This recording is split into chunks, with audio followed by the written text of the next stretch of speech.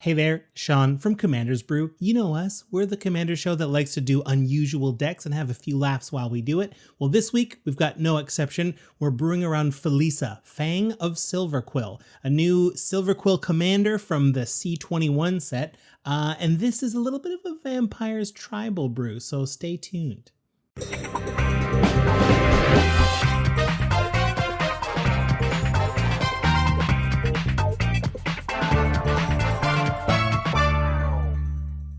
All right, we are talking about Felisa from the latest set, right? It's from the is it from C21? Yes. C21, yeah. Yeah. Fang of Silverquill. I saw Fang of Silverquill and I was like, oh wait, is this from Strixhaven or is it from C21? I couldn't remember, but yeah, C21. Now that they're all linked, it's hard to tell them apart. It really is. This is from the Commander set. Well, who is she? She's Felisa Fang of Silverquill, 2 white-black legendary vampire wizard, 3/2 with flying, and mentor. If you don't remember mentor, whenever Felisa and someone else attacks, if that other attacker has less power, you get to put a +1/+1 counter on that creature with less power, 1 per attack. So she kind of mentors other attackers and makes them a little stronger. But here's the key. Whenever a non-token creature you control dies, if it had counters on it, like one she mentored, create X tapped 2/1 white and black inkling creature tokens with flying, where X is the number of counters it had on it. So not only are we looking to kind of attack with creatures that are quite large with lots of counters, those will all get turned into inklings. So she's a little bit of if we build this deck correctly, she's a little bit of a wrath-proof commander. Go ahead, kill the board. Everything will just turn into multiple inklings, and you have to deal with that next turn. I think this is a very strong commander. And what are we doing with it? We're kind of going to go Vampires tribal. As we were hanging out in the Discord, we were looking at different ways to go, and there's a lot of vampires that synergize very well. So we decided to lean into it and kind of go Vampires tribal. So you can think of the deck as having 2 modes. There's like the vampire mode where we're building up our vampires and putting tokens on everything. And then when everything dies, we're like, well, now we're inkling mode. We're just like a million 2/1 flyers. So like that's kind of where we are now. Loop-de-loop until we're the winner. That's the plan. So let's set the scene. Let's talk about our vegetables. We have to talk about +1/+1 counters before we really get deep on the vampires I should clarify, we'll talk about this on Lost Cards later on our YouTube channel, but Felisa only counts counters, period. They do not have to be +1/+1 counters. This deck will primarily deal with +1/+1 counters, but we gotta put +1/+1 counters on things for her main ability to actually matter. So let's talk about some of that. I'll go first. One of the easiest ways, M21 gave us a great little sorcery. 1 and a white, put a +1/+1 counter on each creature you control. I'm happy to do this when I've got my vampires. I'm happy to do this when I have my inklings as well, because turning them all into 3/2 is not a bad move either if I draw this late. Basri's Solidarity, great card. I like previous versions of this were always so much more expensive. It was so nice to get one that's like expensive, so much cheaper. It makes it so much better and usable for EDH. Okay, cool. Oh, you want me to read the next one? Yeah, please. Oh, okay. Cordial Vampire. I just took apart my Vampire tribal deck because it was an Edgar Markov deck, and I just hadn't played it in so long. I was like, you know what? Let's break it up. Let's make some room. And I came across this. It was the last card I added to it. And I was like, oh, I never really got to play with this card. It's a good one, though. Black for the 1/1s Vampire. Whenever a Cordial Vampire or another creature dies, put a +1/+1 counter on each vampire you control. Yeah, that's really, really good in any vampire build, for sure. Right. And similarly, Indulgent Aristocrat is very similar. It's a single black for a vampire, 1/1 with lifelink, and you get to pay 2, sack a creature, put a +1/+1 counter on each vampire you control. This is a great card because we can choose to sack creatures and get a bunch of flyers to appear. They do come into play tapped, so we'll never have the ability. Well, I shouldn't say never because we do, but you mostly don't have the ability to ambush people with those flyers. But it can be great to do on an end step. Is like, you know what? I think I'd rather turn this creature with 5 counters into 5 flyers. Right on. So, and put a +1/+1 counter on all my other vampires. That's also part of it. Yeah. And then, so since we're going vampires, we've got access. There's a few utility cards that have to go in a vampire tribal deck. One of my favorites is Urge to Feed. It's an instant, costs black. Target creature gets -3/-3 until end of turn. And you may tap any number of untapped vampire creatures you control. And if you do, put a +1/+1 counter on each of those vampires. 3 great ways to just load up 4 if you count the sorcery, just to load up the team with a ton of +1/+1 counters. Happy to. This is why I kind of talk about it as the vampire mode into the inkling mode. These are not as effective when we're in inkling mode. Right. Yeah, of course. Yeah, your vampires have all turned into inklings at that point. Right. But, that's kind of a little bit of the basics of what we're doing. So let's get to some of those neat moves. Working on a Neat moves. We're just going to take a second to handle a little bit of business. And the main point is, thanks for watching. If you want to see more of our comedic takes and offbeat decks, consider subscribing to our channel and hitting that bell to make sure you don't miss anything. And if you're loving our stuff and want to support further, the best way is to head over to patreon.com/commandersbrew. Find out how our generous patrons keep our show growing and how you can get in on the brewing action too through our Discord. Or, if you'd rather, just hang out and play some games with like-minded Commander players. Now, let's get back to those neat moves. Okay, so this first one looks kind of neat, which is fitting because these are the neat moves. Yeah. I also think it's kind of neat, also on theme for like a vampire tribal deck. We're talking about Dusk Dawn. This is the Aftermath card. It's got 2 sort of a sideways one on it. So in your hand, it's a 2 white sorcery, Dusk. Destroy all creatures with power 3 or greater. That'll hit a lot of things, but notably, if we're in Inkling mode, that won't hit any of our Inklings. So it'll destroy lots of stuff, but leave all of our Inklings behind. And if we end up casting it or somehow milling it or discarding it, from the graveyard, we can cast it as Dawn, 3 white. Return all creatures with power 2 or less from your graveyard to your hand. A lot of our vampires have power 2 or less to start, but we're going to grow them a lot bigger. So that's good utility, nice. But Dusk is just fantastic in the right situation. And sometimes I don't care about destroying all my vampires because I know it's like, you know what, they're just going to turn into a million Inklings. I'm okay with that. Of course you're okay with that. Like, this is the kind of thing where it's not just board wipe protection. It's like, it makes board wipes good.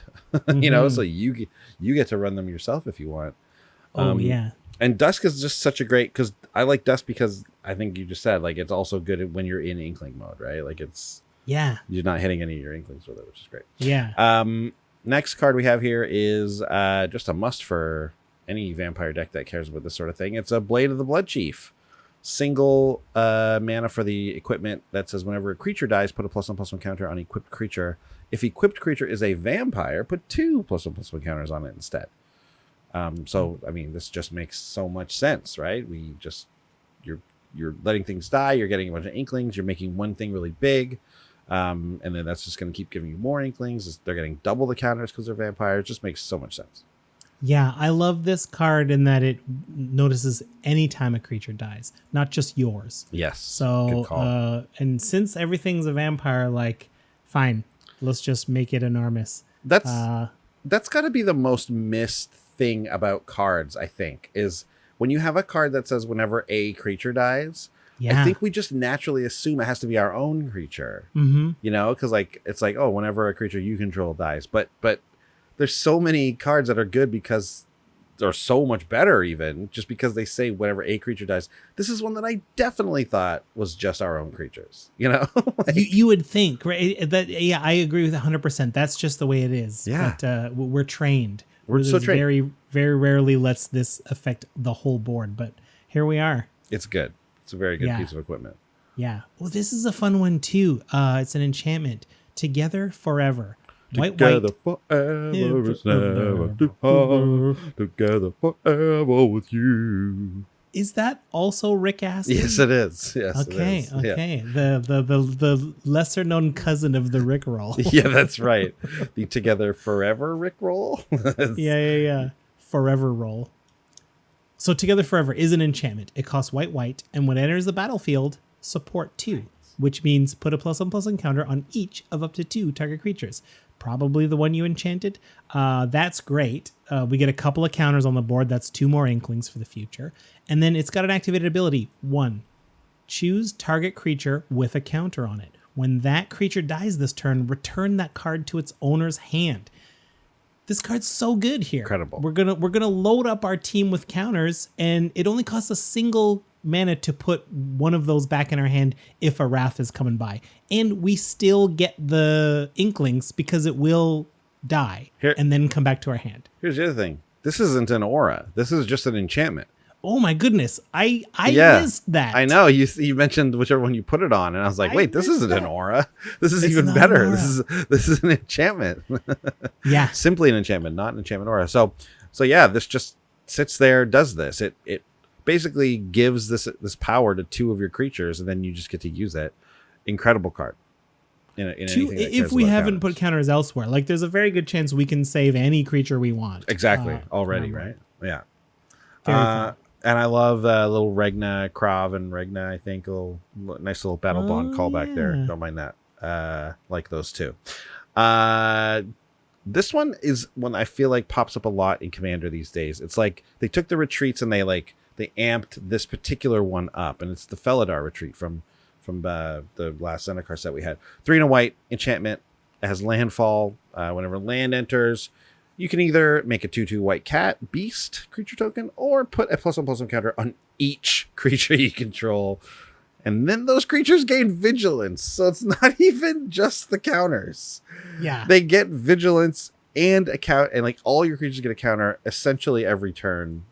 You know, as long as you're drawing lands. Wow, great. Yeah, yeah. In decks like this where you want these counters, this is incredible. Yeah, I'm happy when my board is vampires. I'm happy when my board is Inklings. If somehow I've got neither, I'll make beasts. I'm okay with that. Yeah, sure. Have a couple beasts. This is kind of the if you don't like managing complicated accounting, this is sort of the nicer Cathar's Crusade. I know it's different. Cathar's Crusade, I'm not going to talk about it, but it's obviously incredible in this deck as a million Inklings enter the battlefield. But there's something about each creature being a different size with different numbers of +1/+1 counters, in a cascading way. I don't know. Cathar's Crusade, I find it stressful to manage. It's a little on my board. Yeah, when you have different groups of tokens entering at the same time, and then yeah. And then there's always that one random creature who wait, that came out at a different time, and it's like, okay, that one's got everything else has 10 and 12, and this one weirdly has 6 or so who's 9 attacking? Or something. Okay, these 3 are 8/8. Yeah, this one's a 9/9. These 2 are 7/7. This one's a 6/3. This one's yeah, too much. I can't handle it. Great. Felidar's good. Here's a vampire I want to mention. Bloodlord of Vazgoth. Bloodlord of Vazgoth is a 3/3 vampire warrior, costs 3 black. He's got Bloodthirst 3. So if an opponent was dealt damage this turn, any opponent, this creature enters the battlefield with 3 +1/+1 counters on it. So actually a 6/6. It's also got flying if someone's taken damage. But whenever you cast a vampire creature spell, it gains Bloodthirst 3. So as long as we're casting our vampires in our second main after we've hit with 1 Inkling or something, right? Very easy to do with this many flyers. Most of our vampires also fly. That is not a coincidence. I tried to keep it mostly a flying team. They'll all enter with 3 +1/+1 counters. That's great. It's just 3 Inklings. Yeah, that's wild. All these cards are so familiar. I just took them all out of this vampire deck. Another great one you knew had to be coming up here was drawing a Liberator of Malakir, 1 black for the 2/3 legendary vampire ally. Flying in first strike, and whenever Drana deals combat damage to a player, you put a +1/+1 counter on each attacking creature you control. Vampires have such great synergy with +1/+1 counters. It makes perfect sense that they made Felisa a vampire. Yeah. And that's what you're seeing here. You're seeing her cash in on all of these incredible synergies. And Drana is one of the better ones because that first strike, that's the key there, right? Like attack with 1,000,001 Well, Drana hits first.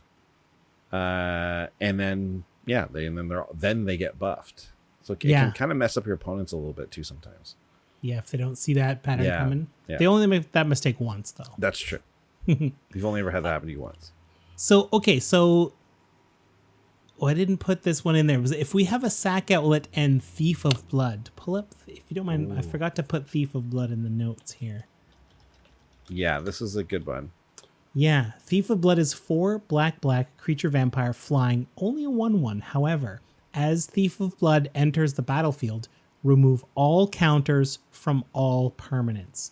Thief of Blood enters the battlefield with a +1/+1 counter on it for each counter removed this way. I don't mind swinging with the big team, tons of huge vampires, then casting my Thief of Blood. Thief of Blood becomes enormous. All my other vampires shrink. And now I'm like, okay, I've got my sack outlet, so I can sack Thief of Blood in a second. Not to mention, I've killed all your planeswalkers because all those loyalty counters are gone. If you've built up any charge counters on your, what's it called? That ever-flowing chalice, that's now a useless mana rock. Yes. Like, do you have any like land charge counters on your all vivid of those lands? things go on. No. Thief of Blood gets a +1/+1 counter for each thing removed that way. So those all basically count for how big Thief of Blood gets. Yeah. Yeah. Wow. I've never really run this card before. It came out in Commander 2015. I've never put it in a deck. I bet you this is usually like a 12/12. Like, I don't know. Like, this thing's got to be enormous every time it hits. I think I did have it. I can't remember. I don't remember any specific big play with it, but it's 6 mana is a lot, but I do think you're right in that I think most times you're going to get a pretty big creature out of this. And I think this is definitely very good in this deck because of exactly what you said. Like it almost seems bad at first. You're like, well, wait, why would I want to remove all the counters from my own creatures? I worked so hard to get all these counters on all these things. And it's like, oh, don't worry. Those counters are just inklings, right? Those counters are just wherever they are on your board. It doesn't matter. We're going to turn them into inklings. That's the whole point. So to take them all and put them all on Thief of Blood and you have your sack outlet ready to go. So again, they can't just exile it or something like that. 9 times out of 10, they're going to, the only thing they can do to it is kill it anyways. So like whatever. But you having the access to when you get them is incredible. Right. And I want to exactly put up the rules. It is worded as Thief of Blood enters, remove all counters. Right. So there's no and it enters with the counters. Right. So there's no window where you get to like, oh, it's a 1/1 right now. Okay, so before all those counters leave, I'll kill it so that we all keep our counters. Like you have to counterspell it because if you let it resolve, it all happens. And if you kill it after Thief of Blood lands, it has the counters already. I'm getting my inklings. Yeah, you're getting the inklings. Yeah. I'm getting a couple inklings here that I'm going to have quite a few inklings in a bit. Yeah. There are a couple of slots that I could not resist giving to non-vampires. These are honorary vampires. I'll take the first one. That's Basri's Lieutenant. 3 and a white, human knight. 3/4, vigilance, protection from multicolored. When Basri's Lieutenant enters the battlefield, put a +1/+1 counter on target creature you control. And when Basri's Lieutenant or another creature you control dies, if it had a +1/+1 counter on it, create a 2/2 white knight creature token with vigilance, in addition to all the inklings they're also making. So that's Basri. There's a spot in the deck for Basri for that effect. And then, of course, Sunscorch Regent. 3 white for the dragon. A flying dragon with 4. It's a 4/3. Whenever an opponent casts a spell, whenever an opponent casts a spell, put a +1/+1 counter on Sunscorch Regent, and you gain a life. It's funny because I forgot this card had the +1/+1 counter thing, because I've got it in a deck that cares about the life gain part of it. Yeah. But I forgot that he also gets huge from it. Yeah. That's amazing. Sunscorched Region on their own is a must-answer threat. It's flying. Yeah, it is. And it is. It's huge. It gets very huge, and it's gonna it's gonna be Inklings. It's gonna turn into a ton of Inklings. It's like what's the red changeling? That's also Taurian Mauler. Taurian Mauler. It's flying Taurian Mauler. Right. That starts bigger and gains life. Yeah. It's incredible. It's incredible. Just think because the overlap for this and what I was talking about is my Karlov deck. Felisa is an incredible card in Karlov. You get her out, and if anything's happening to Karlov and you sacrifice him, he's got a ton of counters on him all the time. So that's really cool. Yeah, if you haven't spent them all. Exactly. Yeah. Oh man. Yeah, that's works really well. That's the general deck. So you can see some of the examples of like how this is running. Super fun deck. We brainstormed for a little while in the Discord, came up with Vampires Tribal. I want to take this time to thank everyone who helped out on the Discord. Big team. The team's getting bigger all the time. So that's great. Get ready.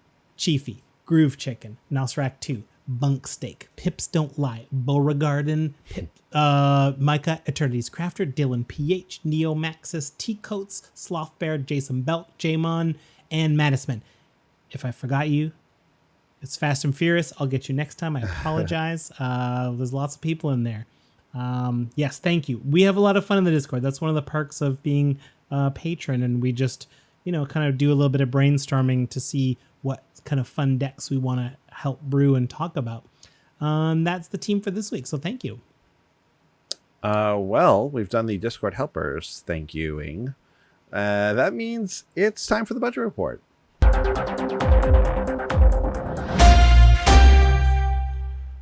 All right, so where did we land on this Felisa this brew deck? Fang of Silverquill. This brew, as it stands, the TCG mid cost is $120. Not bad. And the low comes in at 56. Which is very good. Excellent. Yeah. And a lot of that value is in a few cards. The Ozolith is in the deck. Single mana, legendary artifact. When a creature you control leaves the battlefield, if it had counters on it, put those counters on the Ozolith. And at the beginning of combat on your turn, if the Ozolith has counters, you may move all of them from the Ozolith onto target creature. It's a no-brainer in Felisa because we're building up counters. We put them on the Ozolith, then we put them back on an Inkling. We go nuts. If we can resolve Felisa again, that Inkling will turn into the same number of Inklings. Oh no, it has to be a non-token creature. Yeah, it has to be non-token. So we'll put it on Felisa. Sure, why not, right? Yeah, Felisa makes Inklings as well. Incredible. Yeah, that's 15. The Ozolith is $15. I know, because I came up across this card in the deck I'm doing next week. So Ozolith, same thing. I'm like, wow, this card. It's funny because my big memory of the Ozolith is when we were doing a draft of Ikoria and Rob took like 3 of them. Yeah. And we were like, this card's not good and limited. And he was like, I want to make it work. And it did not work. But very good card in Commander. It's too bad that draft was not with real cards. Because Rob would be looking pretty good right now. Yeah. Kind of another no-brainer include here for budget without knowing it's a little pricey though is Metallic Mimic. 2 mana for the artifact creature. You choose a creature type when it enters. This becomes that creature type in addition to its other types, and each creature you control of the chosen type enters with +1/+1 counter on it. Great card, like just so versatile. There's a lot of tribes that care about entering with +1/+1 counters on them. A lot of decks that care about that. So that's really cool. So yeah, that's why this card is like up over $10 and kind of always has been. I mean, in this deck, it's so good because you can say Inkling if the timing is working. It's like all my vampires are out. My hand doesn't really have any more. I'm just gonna say Inkling and start sacking things and make 3/2 Inklings on everything. It doesn't take that many 3/2 flying Inklings to kill everyone. Yeah. What about something that's too pricey for us? What didn't we run? Oh gosh, how about Archangel of Thune? This $25 to $26 card, 3 white angel, 3/4, flying and lifelink, and whenever you gain life, put a +1/+1 counter on each creature you control. We know that it's no surprise this is $25. Like Sunscorched Region alone reads, whenever an opponent casts a spell, make a future inkling and put a +1/+1 counter on each creature you control. Like it just amps up so many cards. Like no surprise. Right. They need to reprint this card 100 more times so it comes down. It's a card I think I've seen in real life like once even. Like it's just because, it's always been expensive, and even when they've reprinted it recently, it barely made a dent in the price. So yeah. Well, yeah, there you go. That is a fun deck. I love a tribal deck that can give us some other thing other than simply just spitting out these types of creatures. You know what I mean? Mm-hmm, and maybe even something else like what we're seeing here, where there's a bunch of vampires that care about counters. Let's make it work with this new commander. I love it. Yeah, and so stay tuned for the Lost Cards if you're watching on YouTube. If you're listening, skip on over to YouTube, check out the Lost Cards, because there's a few other very interesting angles we didn't use that I can't wait to talk about. Oh, Felisa feels like she has a ton of of different angles that you could take here, and this just being one of the good ones. Yeah, that'll do it for us then. Remember, check out Wizard Tower. Check out the deck list over at TCG Player if you're in the States, or from there as well. And we'll see everyone at the Lost Cards and with a brand new deck tech next week. Bye. Bye. Thanks for watching. If you love what we're doing, consider supporting the show by going to patreon.com/commandersbrew. And if you want to get any of the cards from our deck list, go to our TCG Player affiliate link below. That helps us out too, and for a free way to help us out, consider sharing the show with some friends. Like and subscribe, add a comment or two. See you later. Bye.